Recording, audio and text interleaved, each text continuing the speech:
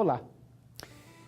Os males que afligem atualmente o homem, sobretudo a sua inclinação ao mal, não podem ser compreendidos sem relação com o pecado de Adão. Com efeito, Adão e Eva nos transmitiram um pecado que diz respeito a todos nós desde o nosso nascimento. Esse pecado transmitido é chamado de pecado original. Surgem algumas dificuldades que precisam ser respondidas. Como podemos ser responsabilizados de um pecado que não cometemos? Como o pecado de Adão pode ser pecado de todos?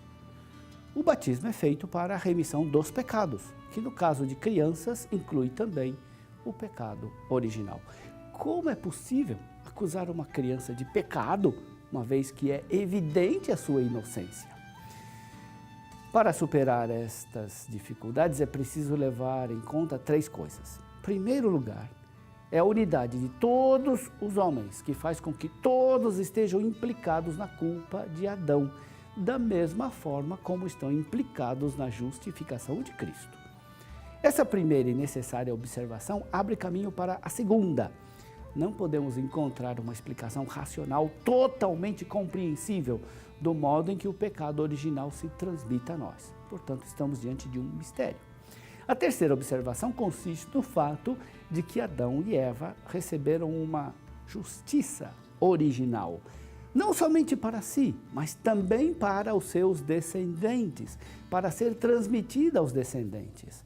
Em outras palavras, na sua obediência ao desígnio de Deus e possuindo pessoalmente a graça, Adão e Eva deviam ser transmissores desse estado de justiça e de santidade para os seus descendentes. Infelizmente, com o pecado, que neles é pessoal, fizeram com que os outros se encontrassem privados da graça, uma vez que a natureza humana que eles transmitem está privada dela. Pressuposta esta unidade de todo o gênero humano no desígnio de Deus, o bem e o mal que cada um de nós realiza não é importante somente para nós mesmos, mas diz respeito também a todos os outros.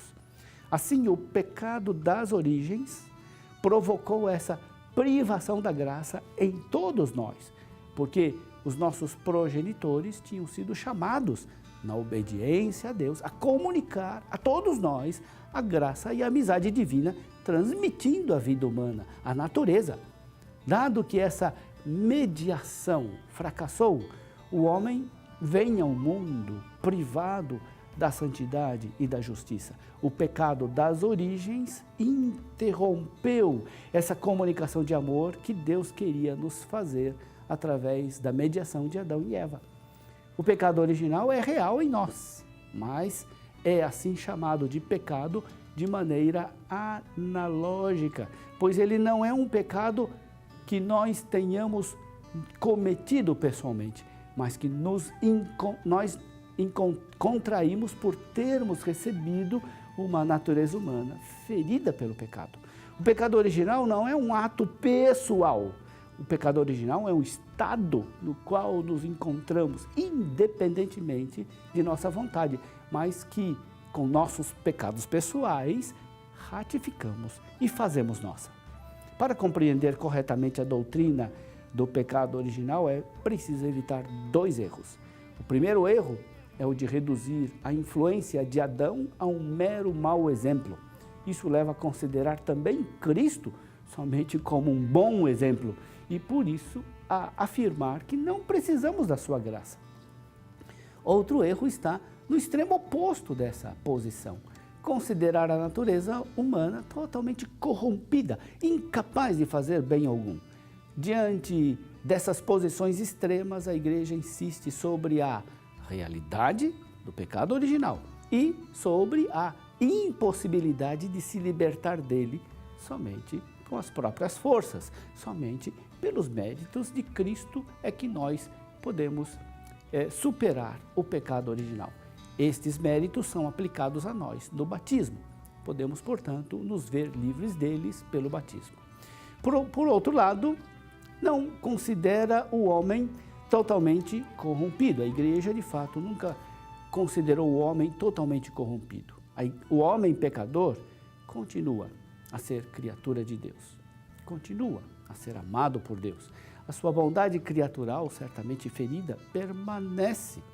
Por isso, é capaz, sempre movido por Deus e pela sua graça, de acolher o dom do perdão que Deus lhe oferece e de cooperar na própria justificação. A doutrina do pecado original é, sem dúvida, uma doutrina muito difícil de compreender. Sem ela, porém, muitas outras coisas da vida humana se tornam ainda mais incompreensíveis.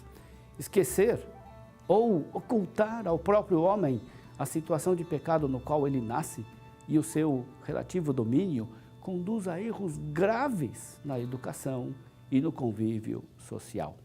A doutrina do pecado original constitui para o homem uma advertência de sadio realismo.